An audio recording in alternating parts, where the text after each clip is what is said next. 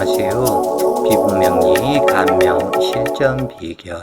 오늘 공부하실 내용은 환경을 참고해서 감명을 해야 한다. 그렇기 때문에 고전 사주나 또는 100년 전 사주나 등등 이러한 모든 사주들을 이 환경을 참고해서 감명을 해야 한다.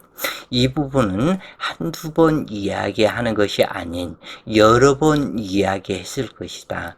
이 사람이 중국에서 태어났을 수도 있고 또는 외국에서 태어났을 수도 있고 6.25 전쟁 통해 태어났을 수도 있고 그리고 같은 1960년대라고 하지만 60년대 서울에서 태어날 수도 있고 강원도 첩첩산골 속에서 태어날 수도 있고 그렇기 때문에 그 사람의 환경을 반드시 참고해서 감명을 해야 한다.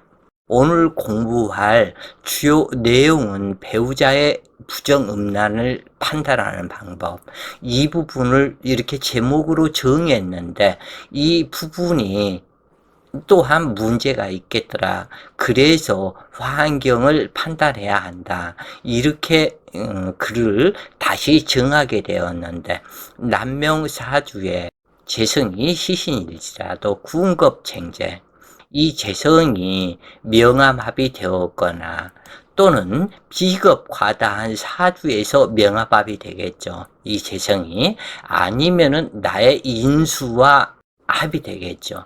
그리고 또한 처성이 도화살이 동주했거나 목욕 동주하고 있다면 처가 정이 많아서 정절을 지키기 어렵고 타인의 꼬임에 빠져서 낭패를 당하고 부부 애로하기 어렵다.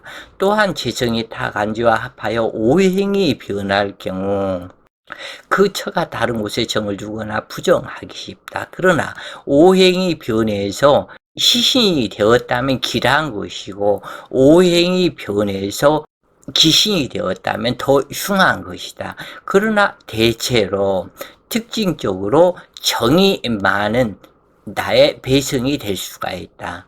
그래서 재성이 타천관과 합하여 비견이 된다면 더욱더 이러한 부분은 심하며 극처하는 경우로 작용하기도 한다. 예전 사람과 현재 사람의 사주 감명에는 큰 차이점이 있다. 특히 고전으로 사주 명리를 공부한 사람들은 커다란 혼란을 느끼게 될 것이다. 분명히 발복하고 기설한 운명으로 행복을 노래하는 사주로 판단했으나 현실은 전혀 그렇지 못한 경우가 많다. 이러한 원인은 시대적 차이를 관가한 것이기 때문이다. 가령 예전의 여성들은 가정에 안주하며 살아가는 경우가 많았지만 현재는 사회생활을 하다 보니 그래서 이 가정에 안주하며 살림만 하고자 하는 여성들이 적다 보니 사회생활에서 이성적인 만남이 더욱더 많을 수밖에 없다. 이러한 사회적 환경과 또는 사람이 너무 많아서 넘치는 세상, 그리고 물질 문명의 발달 등 이러한 환경으로 인해서 예전 사주로 현대인의 사주를 감명한다면 틀림없이 틀린 답이 나오게 된다 그래요. 그러므로 시대적 환경을 반드시 참고하여 감명해야 하는데 그리고 사주 명식 내의 문제도 있지만 대운에서 문제가 발생하게 되는데 명식에 있는 것은 정해진 숙명과 같은 것으로 이것이 대운이라는 환경을 만나면서 이루어진다. 가령 재성천간이 없는 기해일주에 묘목이나 미토가 있고 묘목이나 미토 대운을 만난다면 이 해수처의 생식기에 목국을 이루게 되고 이것이 이별수로 작용하게 된다. 그래서 이 꼭 아셔야 할 것은 어떠한 일간이든지 상관없다. 자기 처가 되는 이 처가 편재인지 정재인지 지지암장인지 이것을 먼저 살피시라. 그리고 이 처의 식상을 살피시라. 식상은 자궁이요 생식기이다. 이 식상을 살피면은 이 사람의 이 처의 활동 무대를 알게 된다 그래요. 이 부분이 상당히 중요한 부분이다. 이 나의 처다고 해서 이 재성만 살피는 것이 아니다. 꼭 이 부분을 살피셔야 된다 그래요. 식상이 있었다면 이 집사람의 활동 무대, 생각에 나타나 그 부분을 제어를 또한 해주겠죠. 그래서 이 부분은 상관이 없다 그래요. 그런데 그렇지 않고 예를 들어서 기의 일주에 이 해수처이지만 묘목이 한 글자 있었거나 미토가 한 글자가 원국에 또 있었거나 그리고 묘목 대운을 만났거나 미토 대운을 만났다면 이 처의 변질이 이 식상에서 합의되기 때문에 변질이 나타나는 것이다. 이러한 경우 타 남자의 자식을 키우고 있을 가능성도 있는데 이처럼 대운에서 운명을 결정한다. 과다한 오행이 명식 내에 형성되어 있다면 이것이 사주의 탁기로 작용하는데 또한 쇠약한 오행이 있어도 문제가 된다. 가령 갑을목이 있고 임묘가 있는 네 글자라면 이것은 목기 과다 혼잡한 것이 되고 또는 임목이나 묘목 한 글자가 있고 갑을목이 있어도 이 또한 혼잡이다. 이 쇠약하다는 것은 갑목이나 을목이 뿌리가 인묘가 없어서 뿌리가 없는 경우 이 쇠약에 해당된다. 이때 목기에 인수인 수기가 많아도 쇠약으로 본다. 이 일반 명리에서 예를 들어서 수기가 많다면 갑목이나 을목이 한 글자 있었고 인묘가 없었다. 그러면은 이것은 인수가 많기 때문에 심각한 것이 아니고 쇠약한 것이다. 인수의 피해에 의해서 수다 목부 이 물에 떠버린다. 수다 부목이 되어버렸다. 그런 식으로 모든 이 천간들을 살피시라. 어느 한 오행이 편중된 경우 가령 비겁이 혼잡 과다이거나 또는 재성이 과다 혼잡인 경우 이것을 탁하다고 하는데 가령 남명의 재성이 혼잡 과다라면 방탕하기 쉽고 바람을 많이 피우거나 첩을 두지 않으면 재혼하기 쉽다. 즉 남명의 재성이 혼잡하고 과다하다면 이 사람은 방탕하기 쉽고 그렇다고 해서 재성이 과다하다고 꼭 이런 것은 아니다. 이 부분에서 꼭 살피셔야 되는데 이 재성에서 예를 들어서 갑을목 일간에서 무토가 투출했냐 기토가 투출했냐 진술충이만 있느냐 이 경우에 정제가 월지사령이거나 득세하고 편제는 허약하다면 본처가 첩을 꼼짝 못하게 하며 첩을 두는 꼴을 보지 못하여 오래가지 못한다. 그 반대로 정제는 허약하고 편제가 등령하고 있다면 첩이 각곤을 지고 본처와 결거하고 첩이 안방 차지하거나 본처가 가정부로 전락하거나 이혼을 하게 된다. 그러나 이때 편제가 본처가 될 수 있으니 세심한 감명이 우선되어야 하는데 정제라고 해서 본처이고 편제라고 해서 후처가 되는 것은 아니다. 그러므로 세밀한 관찰이 필요하다. 가령 무신일주가 남명에 무신일주 남명에 임수가 투출했다면 임수는 신금에서 투출했기에 편제지만 본처다. 그런데 계수 정제가 투출했다면 이때는 계수가 본처이다. 그러나 이때 조건이 있게 된다고 그래요. 이 계수가 있다고 그래서 무조건 계수가 본처가 되는 것이 아니다. 예를 들어서 이 계수가 계묘로 왔다면 나의 묘목 자식을 데리고 온 것이다. 그러기 때문에 이때는 본처가 된다.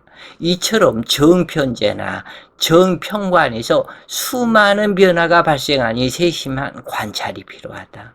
그러나 이때 이임수 편제는 무토 일간의 육친군 배성에서 추출된 편제이기에 계수 정제와 합하는 무토 일간이라 할지라도 계수 처와는 헤어지고 이임수 편제를 처로 만나게 된다. 이러한 경우 나의 육신에서 투출한 이임수가 정체가 되기 때문인데, 계수처의 입장에서는 묘목 자식과 함께 왔으므로 부부 헤어진다 해도 계수처가 묘목 자식과 함께 살 것을 상징한다. 그러나 각기 사주 환경에 따라서 다른 점이 나타나게 되는데, 무신일주이기에 신금은 조모이기도 하며 또는 장모이기도 한다. 그런데 신중경금이 묘중을목과 암합이 되고 이 계묘로 처가 왔을 경우를 설명하는 것이다 그래요. 이 신중경금이 묘중을목과 암합이 되고 을목 자식은 을경합으로 경금을 따라가는 격이 되기에 무토일간의 조모가 묘목 자식을 키워줄 수 있으며, 계수의 어머니인 신중경금이 묘목 자식을 키워줄 수 있다. 이처럼 이 육친법은 변화가 너무너무 많기에 누가 누구를 키운다고 한마디로 단언할 수 없으나 계수가 묘목을 키운다는 점은 확실하다. 이처럼 일간과 합의되는 정제와 일지에서 투출된 편제가 있다면 대부분 부부 이별수로 작용한다. 예를 들어서 무신일주에 이임수가 투출이 없었고 계수도 투출이 없었고 수기가 없었다. 그런데 경금이 투출을 했다. 그러면 경금이 본체가 된다. 그런데 무신일주에 이임수가 투출이 되었다. 그러면 이임수가 본처이다. 나의 일지에서, 일지 배궁에서 투출하는 것이기 때문에.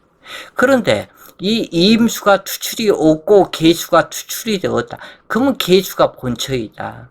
그런데 이임수가 투출을 하고 계수가 계묘로 왔다. 그러면은 이임수가 본처라고 볼 것 같지만 이 계수가 본처이다. 왜냐하면 나의 자식을 낳아준 사람이기 때문에 이 계수가 본처가 된다. 그래서 이마만큼의 많은 변화가 있게 된다. 그런데 이 무신일주에서 예를 들어서 임인으로 어떠한 것이 왔었다. 그러면은 이임수가 나의 처이기는 하지만 인신충을 하는 처이다. 그러면은 이때는 악연관계의 여자를 만날 것이 이미 정해진다. 그런데 이 부분에서 년지의 이민으로 왔느냐 월지의 이민으로 왔느냐, 이 부분에서 또한 틀리다. 그래서 이 부분을, 이 육친법은 상당히 기기묘묘하고 방대하기 때문에 이 부분 공부가 우선되어야만이 나의 육친의 생로병사를 알게 된다 그래요. 평신일주에 경금이 투출했다면 편제이지만 정처가 되고, 임수가 투출했다면 신중에서 투출했으므로 경금처가 낳은 자식이 임수이니 경금과 임수는 본처이고 자식이다. 그런데 이때 신금이 신사로 왔다. 그래서 이 병신일주인데 이 어떠한 이 한 주에서 신사로 왔다.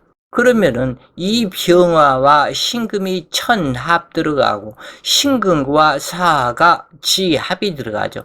천합지합이다. 그러면 이 신금이 처이다. 반드시 만나야 할 사람이다.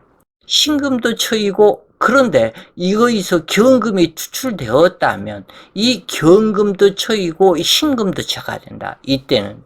그렇기 때문에 이 지지 혼잡, 천간 혼잡의 재성이거나 천간 혼잡의 관사를 했을 때는 이만큼 수많은 변화가 나타나기 때문에 이것을 잘 살펴야 된다.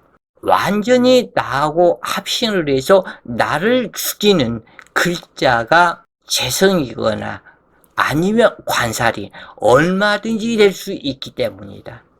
그래서 이 경우 경금과 신금이 둘 다 추출했다면 이 신금도 처이고 경금도 처이다. 그러면은 지금이니까 그렇지 예전에 한 100년 전의 사람 같았으면 한 집에 두 여자를 데리고 사는 팔자에 해당한다 그래요. 즉 경금은 본처이고 신금은 후처가 되는데 신금 부처는 천합지합하므로 병화 일간의 마음은 오로지 신금에게 향한다. 그리고 사신합수로 신금 후처의 자식을 낳게 된다. 이때 화가 머리끝까지 여기에서 또한 인연법에 이것을 이 다음 어빈을 만드는 그 작용이 또한 나타난다 그래요. 그러니까 이 다음 세상, 미래 세상에서 나타날 것들이 또는 이 전생에서 나타나는 것들이 이 사주 속에 다들 들어가 있다. 여기서 한번 보셔요. 여기 사신합수로 신금 후처의 자식을 낳게 되는 신사이다. 그런데 화가 머리끝까지 오른 이 경금 입장에서는 때를 기다리다가 대세 행운에서 신자진 수국을 이루고 여기에서 이 말이 여자가 한을 부으면 서리가 내린다. 이 말이 만들어진 것과 같다 그래요. 이 신자진 수국을 이루고 병화에 불을 꺼버린다. 그러니까 실제로 인간 사회에서 이런 일은 아니겠지만 이 사주의 기운적인 거기에서는 이렇게 나타난다 그래요. 이 병화불을 꺼버린다. 온열의 서리가 내인 것과 같다 그래요. 이것이 시신이 기신으로 변하는 과정으로 세옹지마이다. 그래서 악도 악이 아니요 선도 선이 아니요 얼마든지 변할 수 있다. 그래서 달도 차면 기운다. 지구먹이도 볕들 날이 있다. 이 말의 뜻이 바로 이 부분이다 그래요. 내가 업을 어떻게 짓느냐 이 부분이 이 사주 속에 다 들어가 있다.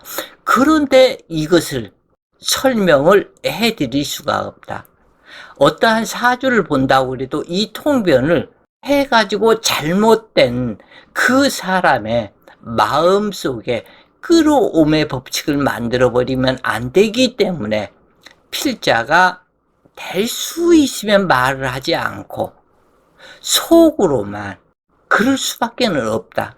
왜냐하면 구업을 짓지 않기 위해서 그런다. 그렇기 때문에 이 필자는 글로서만 이 필자는 술사가 될 수 없는 마음이 너무 여리기 때문이다. 그래서 이 기토 일간이 해수가 3개가 있으면 이 해수는 태지이다. 태어나기 직전 어머니 뱃속에 있는 이제 막 입퇴된 상태로 언제 아기가 낙태되어 버릴 줄 모르는 그 불안감 속에 있기 때문에 항상 불안하다. 해수가 태지인 이유는 이 축토가 기토의 인묘살 화계살이다. 화계살이기 때문에 축자 해술유신으로 가면서 이 자수에서 절지가 되고 이 해수의 태지가 된다. 그래서 이게 막 임신을 해서 6개월 이연으로 보게 된다. 그래서 얼마든지 낙태될 수 있는 환경이 되기 때문에 싸움을 두려워하고 겁낸다. 누가 잘못 어머니 배를 걷어차면 내가 죽을 수 있기 때문에 또는 언제든지 낙태될 수 있기 때문에 항상 두려움, 불안, 증세가 있게 된다. 그리고 대범하지 못한다. 그런데 이 해수가 3개다. 필자 같은 경우. 그러기 때문에 이 태지가 3개가 되다 보니 너무 열이다. 너무 열이다. 이 세상을 대처해서 누구하고 싸울 수 있는 힘이 없다. 그러기 때문에 남 가슴 아프게 할 수도 없을 뿐더러 술사는 될 수 없다. 인간이 인간 같지 못하고 생각이 잘못된 사람이 있으면 이 죽음을 무릅쓰고 싸운다 그래요. 왜냐하면 인간이 인간 같지 않기 때문에 그것은 내가 죽어도 상관없다. 이 마음으로 싸운다. 그런데 속에서는 울고 있다. 그래서 마음이 너무 여린 사람은 술사가 될 수 없다 그래요. 어찌되었건 이것이 시신이 귀신으로 변하는 과정으로 현처가 악처로 변하기도 하며 악처가 현처가 되기도 한다. 이것이 세옹지마이다. 그리고 이것을 운명의 구례라고 하며 이것에서 윤회가 형성되며 운명의 희노애락으로 작용한다.